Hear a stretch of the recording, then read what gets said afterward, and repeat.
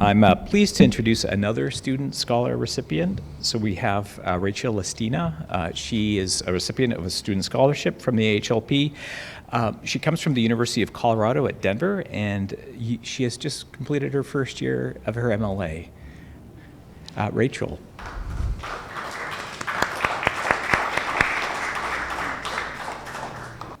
Okay, wonderful. Hello, everyone. My name is Rachel Lestina, and as mentioned, I just finished my first year MLA at the University of Colorado, located in Denver, Colorado, and I'm super excited to be here today. Indianapolis is my hometown, where I grew up, and I'm a very proud Hoosier. And so today I'm going to be presenting my research that was done through short form HOWS on the Indianapolis Canal Walk, which is also interchangeably known as the Central Canal. Today in my presentation, I'm going to discuss the history and construction of the Indianapolis Canal, how it was revitalized after years of fallow, and its current use today, and lastly, a slight critique of the HOWS format and broader questions to consider within landscape preservation. Okay, so to get us started, I wanted to provide a larger context of the network of canals across the United States and how it relates to the Central Canal. In the late 18th and early 19th centuries, the construction of the canals were heavily invested in to improve inland transportation. Canals were a way to move goods and people more efficiently than existing road systems. They became a vital infrastructural component, leveraging economic expansion to connect rural areas to urban markets and to stimulate trade. And I found these images on the right. I thought they were pretty cool from the 1800s. Okay, so to orient us where we are, the Central Canal is in the heart of Indianapolis, Indiana. It was originally intended to be used for travel and trade in the 19th century, and today it serves as a popular recreational path enjoyed by locals and visitors alike. The Central Canal ties into the national system in that it was intended to connect the Wabash and the Erie Canal into the Ohio River. Like many other states in the network, Indiana's motivation behind this investment was to become a port for travel and trade, especially here in the Midwest, to transport agricultural resources within our region. And then the image on the right is shows you the state map of the canal improvement plans that I'm going to be touching on a little bit further in the next few slides. Some of them were completed, some not. So this is an aerial view of the Indiana Central Canal looking west towards the 90-degree bend in the canal near Military Park. So a little bit about the timeline. In 1836, Indiana passed the Mammoth Improvement Act. This act would provide funding for 8 major projects to improve transportation throughout the state. The state would assign $10 million to build 296 miles of canal systems, and $3.5 million of those dollars were allotted to the Central Canal portion located here in downtown Indianapolis. Unfortunately, Indiana suffered financial hardships due to the crisis in the U.S. in 1837, and the state went fully bankrupt, constructing only 8 of the original 296 miles. The partially constructed canal experienced years of fallow, but in the mid-1900s, portions of the canal served its purpose in providing hydraulic power and fresh water to Indianapolis citizens upon the purchase from Indianapolis Water Company. Here are some photos that I found during my research, and the one on the left is dated 1900 to 1909 approximately, and the one on the right is from 1934. I hope these images give you a sense of just how much labor was involved in digging out these canals. This portion of the canal took approximately 750 laborers to complete, and nearly 1 in 6 workers died from the effects of hard labor. On the note of laborers, I found that many of the laborers were from Irish and German descent, and they migrated to the US and were recruited to do unskilled labor that involved back-breaking work in order to build the canal network across the country. They were paid 50 cents a day compared to their skilled labor counterparts, who made anywhere from double to 3 times pay to dig the same portions of the canal. In 1971, the canal was designated an American Water Landmark, and in the late 80s, Indianapolis was deeded the section of the Central Canal by the Indiana Water Company, or IWC. Indianapolis, along with many other major cities in America, were impacted by the urban renewal movement during the 70s and 80s. This project came at a time when government led public efforts across the nation to revitalize decaying inner cities in the US.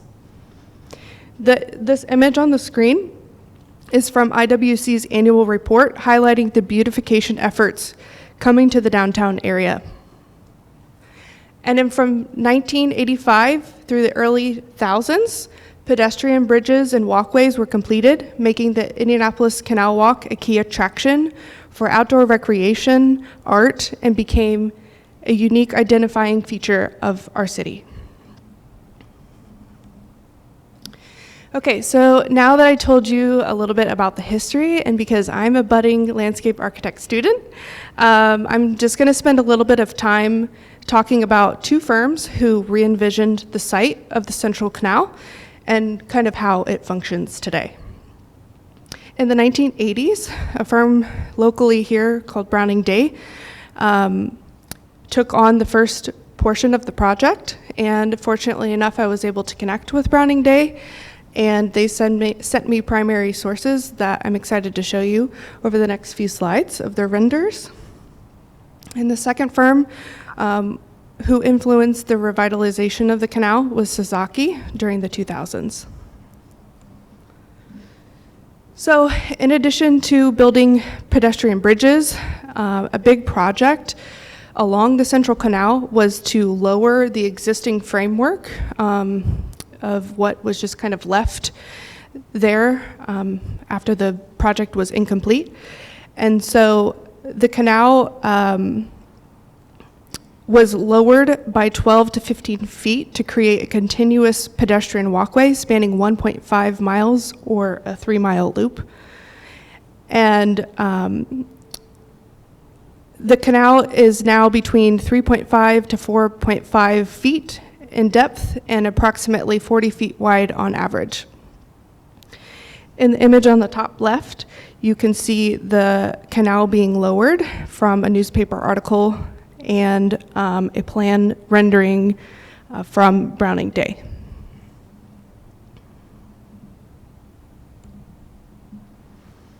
So in the materials that were sent to me, Browning Day described the role of this particular landscape to be an open space, building massing, and creating a contemporary Italianate theme.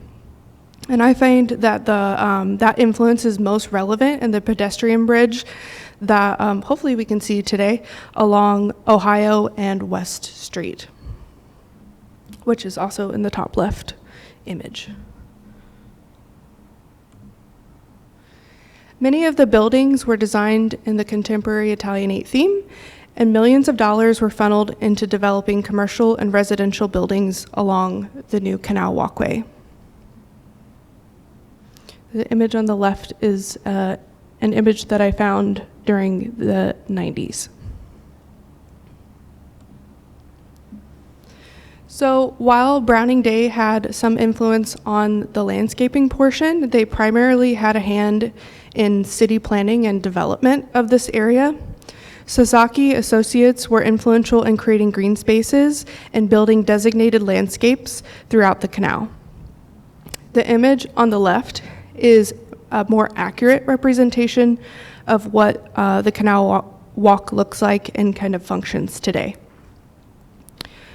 The firm described their master plan. In their master plan, they used cutting and layering techniques to create views of the river from as many points as possible in the city.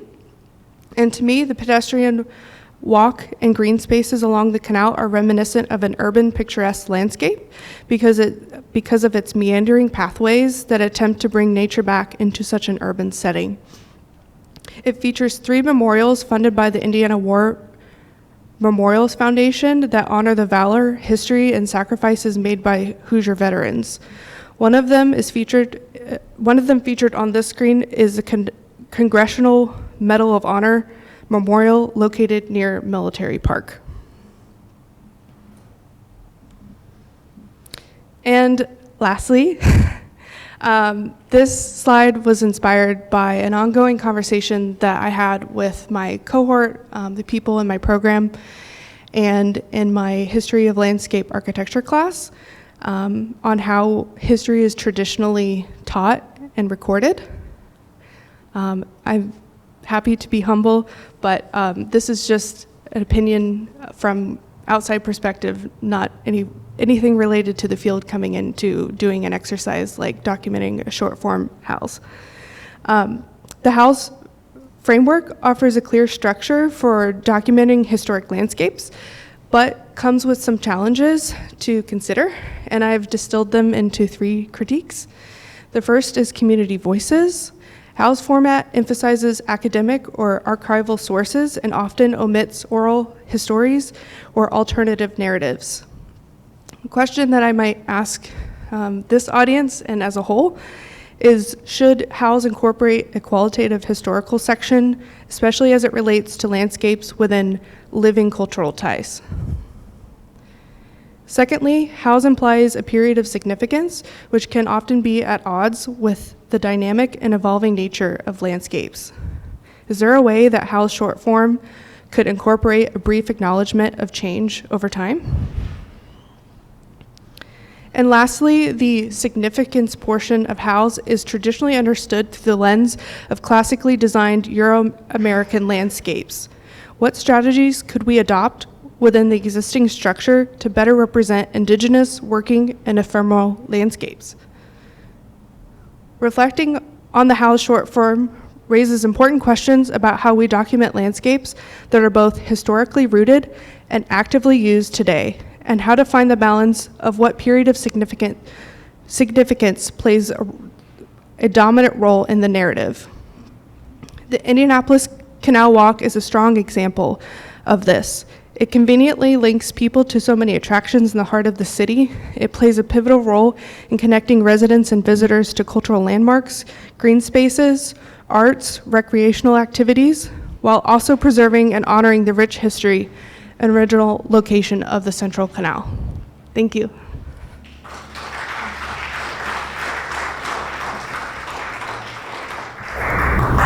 That's pretty good, Candace. How about you?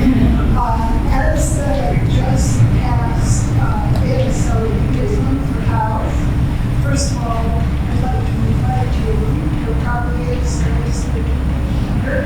I'm sure we'd love to have you on the advisory committee for health, so we'll talk about that. And I think a lot of the comments that you're making here are things that have been discussed on the advisory committee, so I think it would be a really important place for you to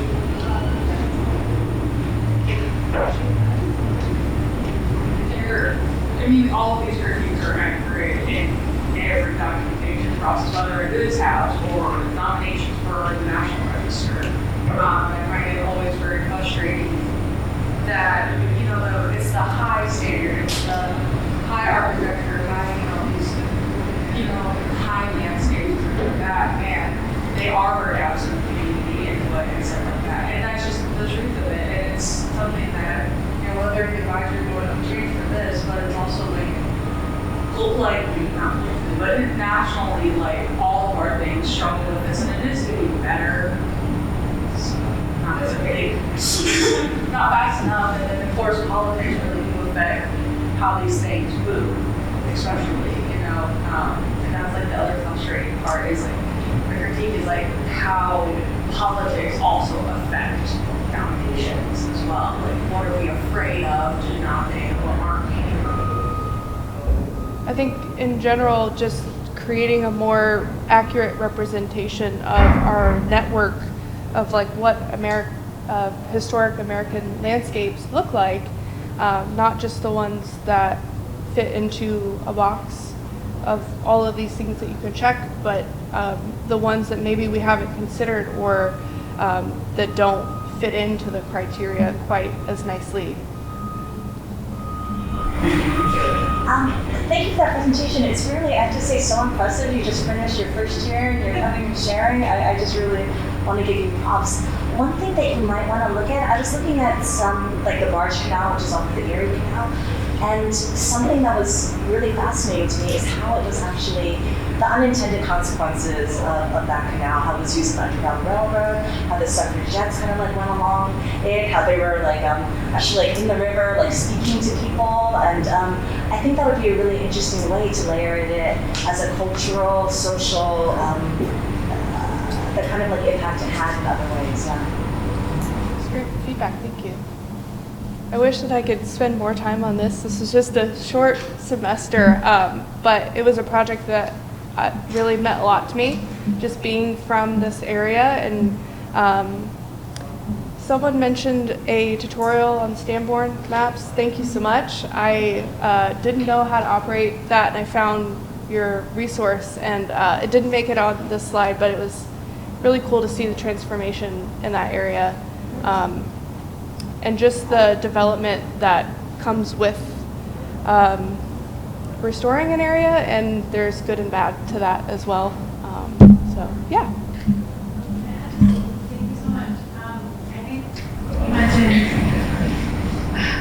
this canal being a sort of identifying the future of our city, right? So I think one of the ways that you consider this question more broadly outside of this project is like what counts as an identifying future for who and for what kind of future does that figure into the future? Thank you. Other questions for Joe?